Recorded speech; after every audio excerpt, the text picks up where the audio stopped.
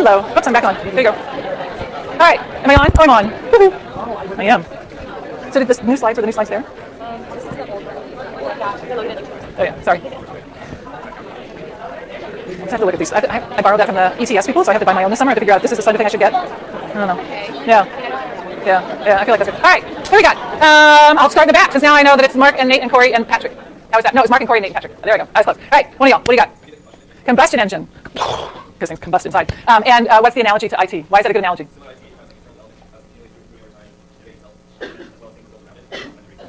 Cool. All right, cool. What else? Give me another example. Who else has an example? Anybody else on this side? Sam's, you got a Cheshire Cat grin there. Sam, what you got? That's not what she's going to say. I said railroads. I was going to say railroads. Okay. In that they enabled like interconnectivity of the populace and like all of the mobility that goes along with that. All right, so railroads, so the railroads, from the railroads, we certainly got gains in total factor productivity, right? Because the railroads allowed for specialization and then trade.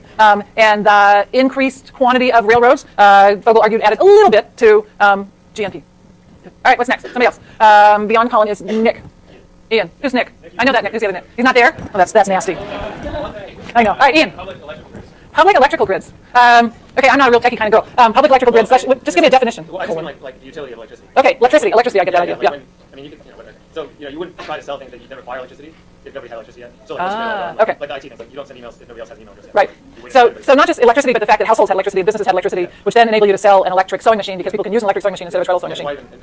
Okay. All right. And so your analogy between, it's a good historical analogy because IT is the same way that, like, my dad got an email address so early that none of his friends had any. Right. And then he just got old CompuServe addresses that were numbers, yeah. And so, like, they're the same in that, like, only when everybody has it at the same time. Tesla's doing the same thing now when they're building an electric car. Right. You're not going to buy an electric car unless there are charging stations where you want to go. Okay, so you're talking about network effects, which actually they may be captured in the TFP part. Yeah. All right, what else? Anybody else have a good one? We had electricity, we had combustion engines, we had railroads. Assembly line. Cool. Tell me about the assembly line.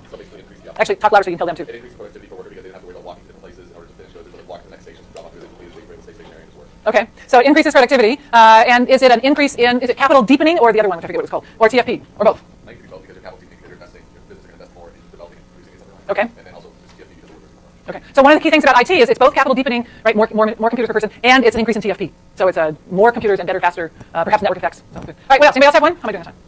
You got anything else? Way up high. Okay, the telegraph. So the development of the telegraph, so that's a communications network. The development of the telegraph, which we talked about, right? The telegraph is there to make sure the railroads don't kaboom into each other in a single track railroad system. But then the telegraph is also used to transmit information, and the development of national capital markets depends critically on the telegraph, right? So the transmission of information from one place to another. Like, what about horses and Abrahams and how, like, now they have horses that can, like, go everywhere? Like, that's way back in the beginning of the... Horses.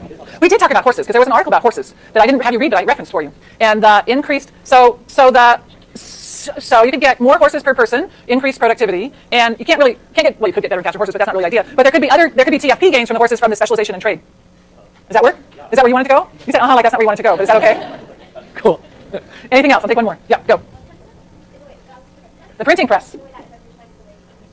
Good, printing press. So the printing press, now the printing press, is that going to be about capital deepening, or is that going to be about TFP, or both?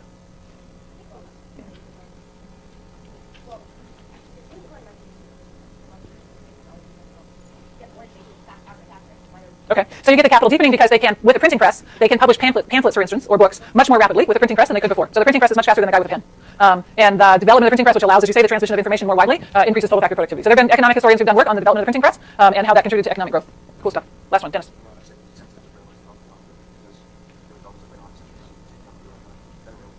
So I think, so for the automobile, not that I'm a real good auto mechanic here, but combustion engine would be the key piece of the automobile, is that right? Combustion, yeah. So I think we caught automobile with the combustion engine, is that right?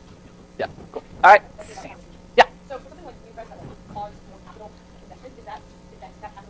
If there's an increase in capital per worker, it's capital deepening. Do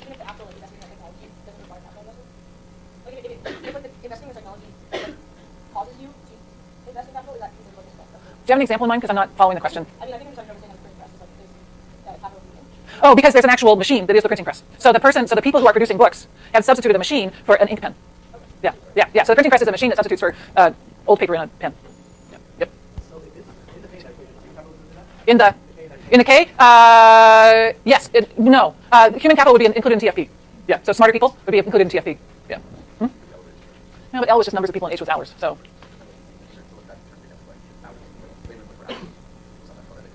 Yeah, they call it labor quality, but was that what he was, human capital, like going to school? But educational attainment wouldn't affect L over H, right? College versus high school grad? Your labor, like, per hour a high educated person spends working to produce more. Oh. So that, like, labor goes up per hour spent. I think it's still an A. Okay, I'll talk about that later. All right. Next topic. Big line. I can't come up with a good transition sentence, so big line. New topic. Demography. And my women's songs, which didn't work today, and I have to figure out why my songs didn't work this morning, or this afternoon. All right, lots of demographic changes. So what I'm going to have time to do in the next 10 minutes, I think, is to run through the changes, but not get to talk about Martha Bailey's article about the pill. So we'll talk about the pill on Thursday next time. I don't know what day is today. Today's Tuesday. Next Thursday. All right, population distribution. So this is showing you the distribution of the population in 1950, 70, 90, and 2010.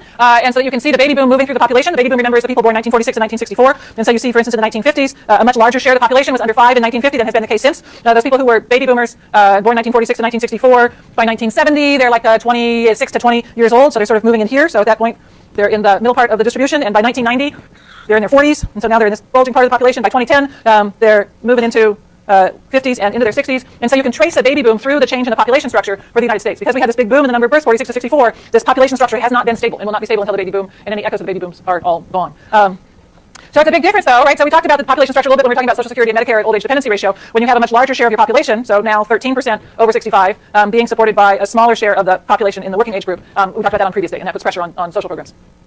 But there's other interesting things to talk about. So these changes in the population, they reflect changes in marriages and births and divorces and all sorts of wonderful things. These are data for the 20th and the first decade of the 21st century on the marriage rate. And I added in here 1947 because it's interesting to see what happens immediately after World War II. So the marriage rate dips in 1930. That's also a reflection of what happens during the Great Depression generally when people were postponing marriage because of the very bad economic conditions. The marriage rate comes back up 1940. There's a lot of people who get married before they ship off to war.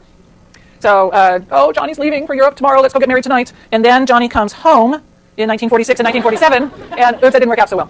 So there are a lot of marriages that were formed in 1940 to 45 that lasted, but there is a surge in the divorce rate right after the end of the war. So a lot of these marriages that were very quickly put together as the men were shipping off to war didn't survive the separation, and you did get a surge in the divorce rate there in 1947. You also get the beginnings of the baby boom. So the birth rate here is births per 1,000 population, and you can see the effect of the Great Depression on lowering the birth rate, and then here comes our baby boom, and we've seen a picture, I didn't reprint the picture because I showed it to you another day, of the big bulge in births 46 to 64. But generally, remember that graph that I showed you when we talked about fertility, is the fertility rate has been declining generally since 1800, and so we're down here today where the number of births per 1,000 is down around 13 or 14. So it's continued to come down. It's coming down at a much lower rate than it used to, but it's come down quite a bit. Death rate per 1,000, we know this, people live longer, so the expectation of life at birth is much longer today than it was in 1900 when you were born. The expectation of life at birth, so what's the probability of living to each age, or do a weighted average of probabilities or some such wonderful thing. The expectation of life at birth was 47. Today, the expectation of life at birth for the population as a whole is 78 or so. Big gains are made in the first year of life. So a lot of these gains came from increases in the survival of infants in their first year, so a decline in the infant mortality rate. And decline in infant mortality rate shows up as an increasing expectation of life at birth. You can also look at what's the expectation of life given you are already age 20, or given you're already age 40, or already age 60. There have been some gains in what's the expectation, once you reach age 60, what's the expectation of life given that you're already 60, so how many more years can you expect to live? That has increased somewhat, but nowhere as dramatic, not in any way, oh my God, where's the sentence going? But not to the same extent as the overall expectation of life at birth. So the big gain here in expectation of life at birth, part of it's penicillin and part of it's babies live to survive their first year, whereas that was not the norm before. No more Ward and June Cleaver. Sometimes people say I should update this to The Simpsons, but I've never watched The Simpsons, so I don't know who The Simpsons are. But no more Ward and June, so presumably some of you have seen Leave It to Beaver on TV Land and know who Ward and June are. No, huh? Well, whatever your favorite TV Land, no more Lucy and Ricky, whatever your favorite TV Land show is. Very few households, relatively few households today are the traditional mom, dad, and kids. So 21% of households today are mom, dad, and kids under 18. Compare that with the 60s and the 70s when 40 to 45% of households were mom, dad, and kids. Very different world today than was the case when I was younger back in the day. More married women are working. I spent quite a bit of time trying to update the last two columns of this table today, and the challenge is that the Bureau of Labor Statistics does not report labor force participation rates by race, by marriage. Right, so I need it by race, by marital status. They report it for marital status, they report it for race, they don't report it for race by marital status, and I couldn't get the online thing to give me the information. I was able to dig out one piece from a different source to add one number there, which was 63.6 for the non-white women's married labor force participation. We talked about the rise in women's labor force participation being a 1970s sort of feminism type thing. You look at the overall, this doesn't have the overall. You look at the women's labor force participation rate for single women, and it does go up somewhat, but that's not the big increase. Here's the big increase. Where do you want me to start? 1940, 1950. There's the big increase in married women's labor force participation. When you break it out by race, you can see that this is really about white women. So white women go from 12.5% married white women are in the labor force in 1940 to 60% of married white women are in the labor force by the year 2000. There is also an increase for non-white. Why am I saying non-white? Because this is how the data were presented as white and non-white. And that also increases, that doubles, which is still a big increase, but it's not as substantial as the increase in white women. So married black women were in the labor force. Married white women joined the labor force after World War II. This chart shows the same thing. It shows that the increase in women's labor force participation rates is primarily a story of white women and not a story of non-white women. So it's just showing you the same thing. The data that spur Martha Bailey's work are captured in this picture, which I took straight out of her article. And this is showing you labor force participation rates at various ages. So are you in the labor force at age 20, age 30, age 40, age 50, age 60? But each line is for a different birth cohort. So if you were born in 1940, then you're captured in this dark line that I just drew an arrow to. If instead you were born in 1955, you're captured in this other dark line here. Notice there's a big whopping difference between women who were born 1940 and before and women who were born 1950 and later. That's the genesis of looking at the pill. That for women who were born 1940 and before, they may be in the labor force when they're 20, but then they leave the labor force when they get married and have kids. Some of them will go back into the labor force after the kids are into school. Okay? But for women who are born 1950 and later, you don't get that decline. There is no decline in labor force participation from age 20 to 30. There's the 1950, it's sort of flat, but it's not a decline. And then 1955, 1960, 1970 on, 22-year-olds, does this ring a bell for you? 22-year-olds are more likely to be in the labor force than 20-year-olds. Does that make sense, seniors?